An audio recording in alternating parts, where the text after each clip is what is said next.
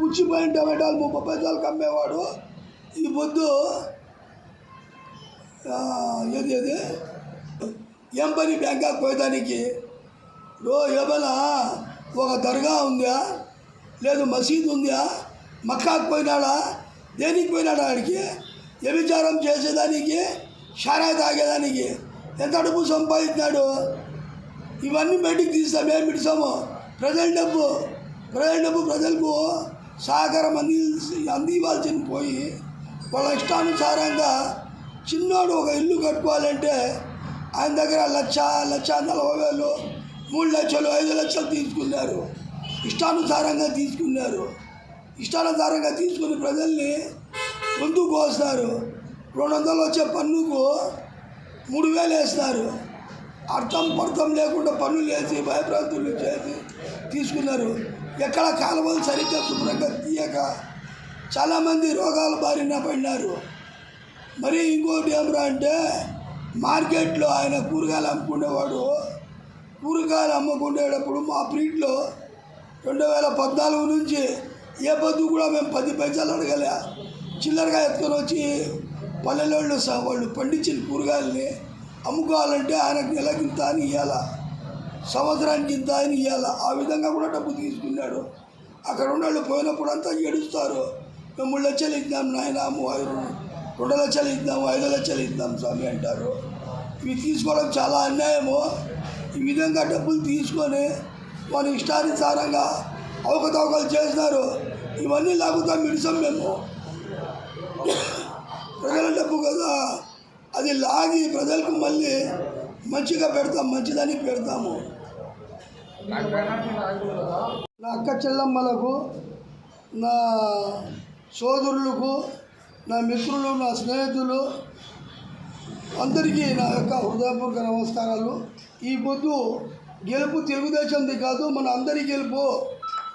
ఈ ప్రజలకు జరిగిన అన్యాయాలకు ప్రజలు చెప్పకుండా చేయకుండా వాళ్లకు మోసానికి ప్రతిఫలంగా మోసమే చేసినారు. వాళ్ళు ఇచ్చిన పింఛన్లు కానీ, వాళ్ళు ఇచ్చిన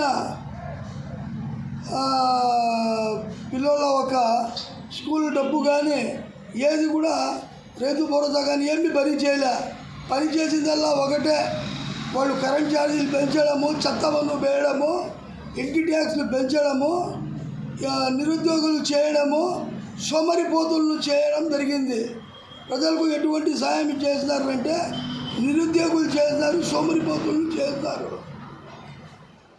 ఏ రాజు అయినా కానీ ప్రజలను ఈ విధంగా చేస్తే ప్రజలు మళ్ళీ తిరిగి ఇదే విధంగా చేస్తారు. ఏ ప్రభుత్వానికి అయినా కూడా నేను చెప్పేది ఏమిరా అంటే చాలా అన్యాయం జరిగిపోయింది రాష్ట్రంలో.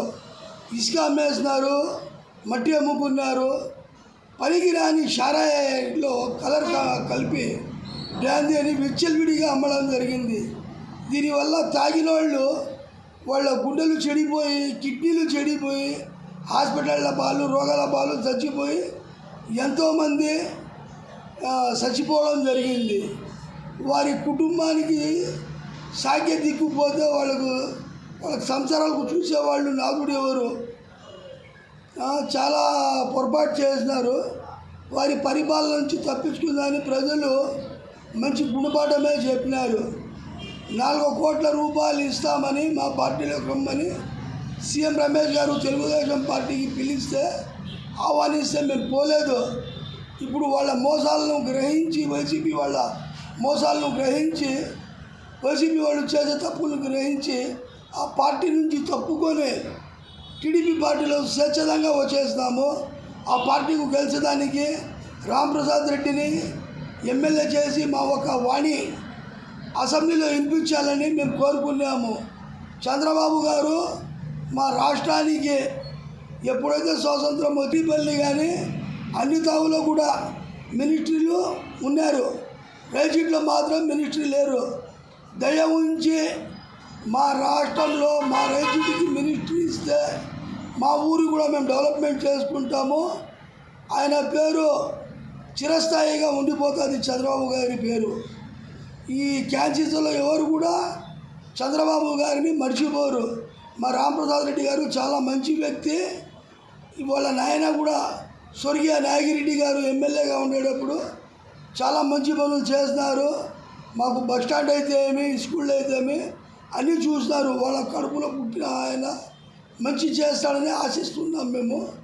ఈయన ద్వారా ఎవరైతే భూములు 150 ఏళ్ళు 200 సంవత్సరాల ముందు సంపాదించుకున్న పేదోళ్ళ మా ఒక పేదోళ్ళ భూములు పెద్దోళ్ళ భూములన్నీ లాక్కొని శ్రీకాంత్ రెడ్డి గారు వాళ్ళ బినామీ పేర్లతో పెట్టుకున్నారు.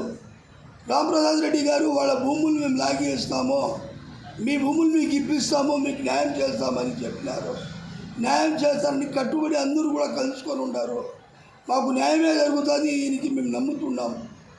నమ్మి మేము ఓటు గెలిపిద్దాము, కష్టపడినాము. ఈయన కానీ ఈ ఎవరి భూములు వాళ్ళకి ఇప్పించి సరిగ్గా న్యాయం చేస్తే ఆయన 4 సార్లు గెలుస్తాడు శ్రీకాంత్ రెడ్డి. ఈయన బ్రతికినంత కాలం కూడా రామప్రసాద్ రెడ్డి ఎమ్మెల్యేగానే ఉంటాడు, మినిస్టర్గా ఉంటాడు. మేము కోరుకునేది ఒకటే, రామప్రసాద్ రెడ్డి కానీ ఎవరైనా కానీ ఒక మంచి చేసినప్పుడు ప్రజలు వాళ్ళ పిల్లలు కూడా చెప్తారు చాలా మంచి వ్యక్తి అని.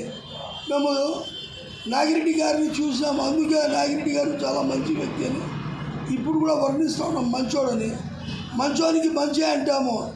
రామప్రసాద్ రెడ్డి మాటల్లో చాలాసార్లు నిజాయితీని చూసినాం, మేము న్యాయం చూసినాం, మంచి చేసింది కళ్ళరా చూసినాం. ఇప్పుడు ఆయన చాలాసార్లు అన్యాయం జరిగింది, నిరుత్సాహపడలే, బాధపడలే, ఆయన సంతోషంగా ఉన్నాడు. ఎందుకంటే అన్యాయం జరిగిన నాకు న్యాయం జరుగుతుంది, అలా న్యాయం జరుగుతుందని నమ్మినందుకు దేవుడు కూడా సహాయపడినాడు. దేవుని సహాయానికి ఈ పొద్దు ఆయన నిరాశ పోయి ఉత్సాహంగా ఉన్నాడు. అందరికీ మంచి పనులు చేస్తాడని మేమంతా ఆశిస్తూ జై తెలుగుదేశం, జై జై తెలుగుదేశం. నమస్కారం.